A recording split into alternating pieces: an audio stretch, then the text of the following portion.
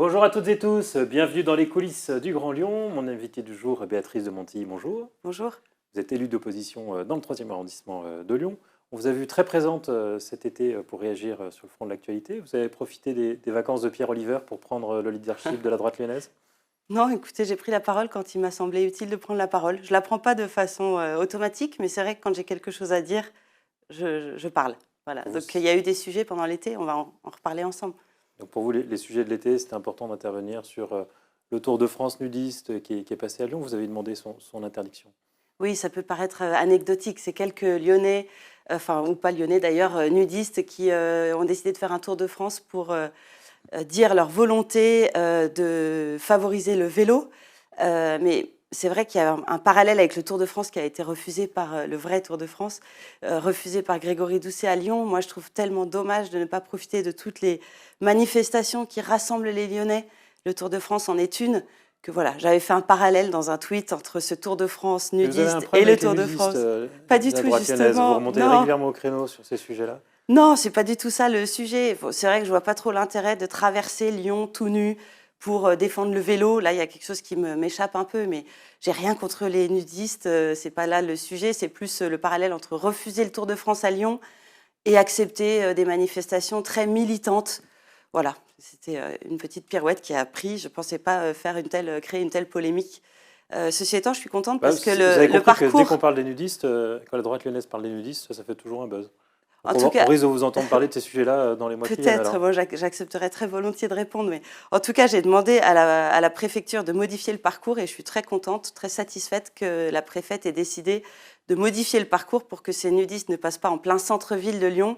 Ils sont finalement partis de la plage naturiste de Mairie-Beljonage, ils sont allés jusqu'à l'INSA, je crois, et aller-retour. Et donc c'était très bien, c'était cantonné. Et je pense que les enfants lyonnais n'ont pas spécialement besoin de voir en plein mois d'août des nudistes à vélo en plein centre-ville. Voilà, c'était plutôt là mon combat. Alors l'autre sujet sur lequel vous êtes monté au créneau notamment, c'était un tag sur le mur des Lyonnais. Et c'est pas Grégory Doucet qui l'a fait ce tag. Non, évidemment, c'est pas Grégory Doucet. Moi, ça fait déjà un petit moment que j'alerte la municipalité sur la prolifération des tags. On en avait déjà parlé ensemble. Pendant des mois, il y a eu un tag ACAB Place Bellecour. Je trouvais que c'était pas très accueillant pour les touristes, pour les Lyonnais, de voir des tags injurieux sur cette magnifique Place Bellecour. Le maire m'avait alors répondu que je ne respectais pas les agents. C'était une mauvaise réponse. Moi, en tant que membre de l'opposition, je demande à ce qu'il y ait des efforts faits en termes de propreté, d'incivilité. Finalement, que sont les tags? C'est un manque de respect du cadre de vie et ça nuit à la qualité de vie des Lyonnais. Donc voilà, en tant que membre conseillère municipale d'opposition, je pense que c'était légitime de demander à Grégory Doucet ce qu'il comptait faire contre ce fléau. Et je vois que rien n'est fait. Aujourd'hui, la maire du premier se contente de répondre que ça va prendre du mois de restaurer cette dégradation sur la fresque des Lyonnais. Moi, j'aimerais un discours un peu plus courageux et de dire que oui, on va mettre en œuvre une politique contre les incivilités, par exemple. Vous avez fini l'été à Valpré, au rendez-vous de la droite lyonnaise à Écully. Est-ce que la droite lyonnaise est en ordre de bataille pour les prochaines échéances locales? On n'a pas l'impression, pour vous dire les choses C'est franchement. vrai. Bah, écoutez, je pense qu'il y a un travail de fond à faire pour l'instant. On est à 3 ans de l'élection municipale et de l'élection métropolitaine. On ne gagne pas juste en s'affichant candidat, on gagne en étant rassemblés autour d'un projet, en équipe et en ayant travaillé le fond. Donc je pense que l'heure pour l'instant est plutôt au travail et au collectif que vraiment Et le sujet à sur des lequel grandes vous avez annonces. planché, c'est la transition écologique. Oui, moi j'ai parlé d'écologie en effet sur cette table ronde. J'étais invitée par Sébastien Michel, le maire d'Écully, qui a organisé sa rentrée politique autour de plusieurs tables rondes. Vous pourriez faire mieux que les L'attractivité, écologistes en la matière? l'écologie. Oui, je pense qu'on peut faire mieux avec une posture un peu plus humble. C'est vrai que j'ai commencé mon discours comme ça, en disant, enfin ma table ronde, en disant que je pense que ce sujet est suffisamment important pour qu'on l'aborde avec humilité. Et quand Grégory Doucet arrive comme maire de Lyon, qui s'installe au premier conseil municipal et qui dit que Lyon a 5 ans pour sauver la planète, je pense que ça manque d'humilité. Et face à ce sujet, je pense qu'il faut être équilibré parce qu'on voit bien que tout ce qu'on fait en mesure d'écologie a un impact sur le logement, a un impact sur le pouvoir d'achat, a un impact sur l'attractivité de la ville. En fait, un homme politique, une femme politique doit s'assurer que les mesures qu'il prend ne déséquilibrent pas d'autres domaines. Donc voilà, pour moi, il faut, en termes d'écologie, de l'humilité, de l'équilibre et puis une vraie volonté d'obtenir des résultats concrets. On a beaucoup d'effets d'annonce dans ce domaine. Quels sont vraiment les objectifs, concrets sur lesquels on pourra juger l'action des écologistes aujourd'hui? Moi, c'est ça qui m'intéresse, c'est, voilà, de mettre en place une écologie, pragmatique, qui, aussi fasse appel à tous les acteurs. C'est-à-dire que c'est pas uniquement le maire de Lyon qui, par sa politique, va résoudre nos problèmes. C'est en embarquant, les citoyens, en embarquant, C'est le ce qu'il compte privé, faire les en fixant entreprises. l'objectif Lyon zéro carbone en 2030. Oui, bah, après notre objectif est commun à nous tous, hein, la classe politique. La question écologique est une question, primordiale évidemment et elle n'est pas réservée à la gauche ou aux écologistes. C'est, Un mot ouais. sur la sécurité. On se souvient que vous aviez présidé la mission d'information sur la sécurité.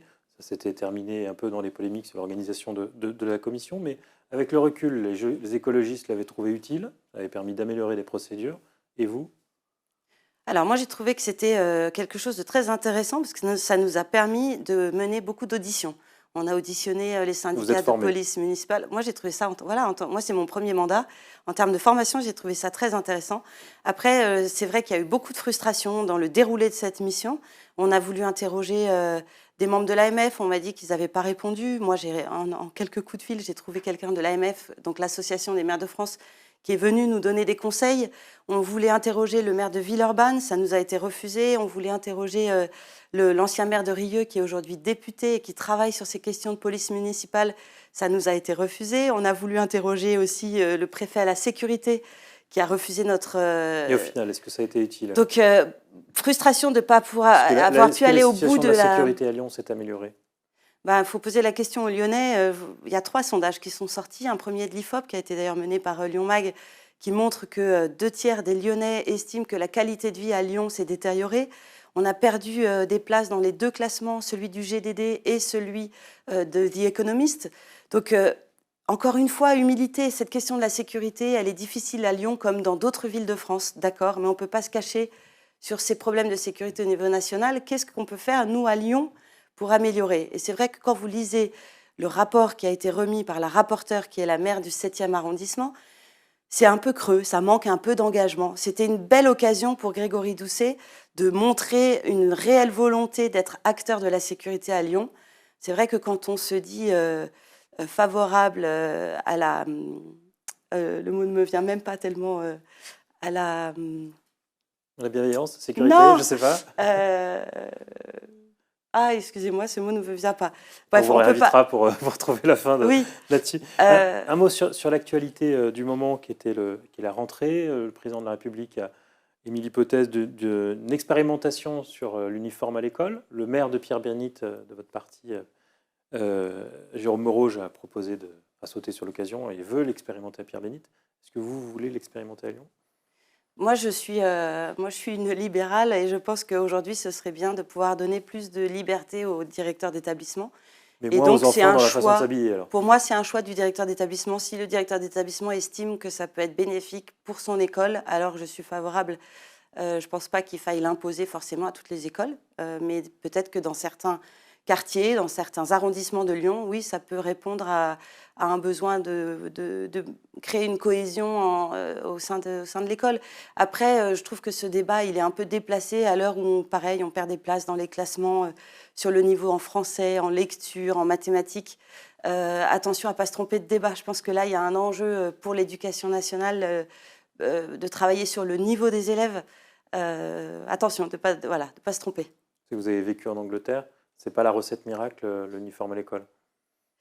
Moi, j'ai adoré en Angleterre l'uniforme à l'école qui est obligatoire dans toutes les écoles. Et d'ailleurs, les parents français habitant de Londres adoraient ça aussi. Donc moi, pour l'avoir expérimenté, et même comme mère de famille, je peux vous dire que c'est très pratique. Le matin, on ne réfléchit pas à sa tenue. On a un uniforme, on part à l'école, on est dans un état d'esprit pour aller apprendre. Et en ça, je trouve que c'est bien. J'ai retrouvé le mot que je cherchais tout à l'heure. Permettez de revenir un peu en arrière. Vas-y. Le maire de Lyon appelle à soutien les actes de désobéissance civile. Donc c'est compliqué d'être le premier magistrat de la ville et d'appeler à l'ordre quand on prône en même temps la désobéissance civile. Voilà, excusez-moi, mais je reviens un peu en arrière. Le mot est revenu. Très bien. Juste pour finir, on sait que le roi Charles III sera en France du 20 au 23 septembre. Il ne passera pas par Lyon cette fois-ci. sa venue avait été annulée. Vous êtes heureuse de le voir arriver en France? Oui, moi je suis fan de la monarchie anglaise parce que je les ai connus grâce à mon entreprise Merci Maman. Kate Middleton a porté un de mes colliers, ce qui m'a permis ensuite de faire progresser mon entreprise et qui a reçu des prix donc j'ai reçu un prix des mains de la reine d'Angleterre et 3 ans plus tard des mains de Charles, qui était prince à l'époque, qui est maintenant roi. Moi, je trouve cette famille royale très engagée pour la prospérité et pour l'attractivité de son pays. Et aujourd'hui, je suis très heureuse qu'on puisse enfin accueillir le roi. Vous savez que l'année dernière, il n'avait pas pu venir à cause des émeutes. Enfin, c'était pas les émeutes, c'était les grèves contre les retraites et les problèmes de poubelles à Paris. Il avait dû changer son programme et au lieu de venir en France, il était allé en Allemagne pour son premier voyage en tant que roi. C'est un peu dommage, donc tant mieux si maintenant on rattrape un peu cette boulette. Et s'il vient, vous m'avez dit tout à l'heure qu'il venait à Bordeaux et pas à Lyon. Je le comprends un peu parce qu'il est venu à Lyon en 2017, donc c'est peut-être la raison pour laquelle ils ont choisi plutôt d'aller à Bordeaux. Évidemment, j'aurais adoré l'accueillir à Lyon. Je pense que ça aurait été un bel événement populaire.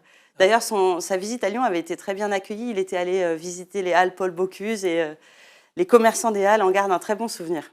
En vous entendant défendre la monarchie comme ça, on se demande, vous souhaitez restaurer la monarchie en France? Non, pas du tout. Moi, je suis une républicaine, il n'y a pas de souci. Républicaine et je crois en la liberté plus que tout. Donc, je pense qu'il faudrait plus de libéralisme dans notre pays, plus de liberté, de responsabilité.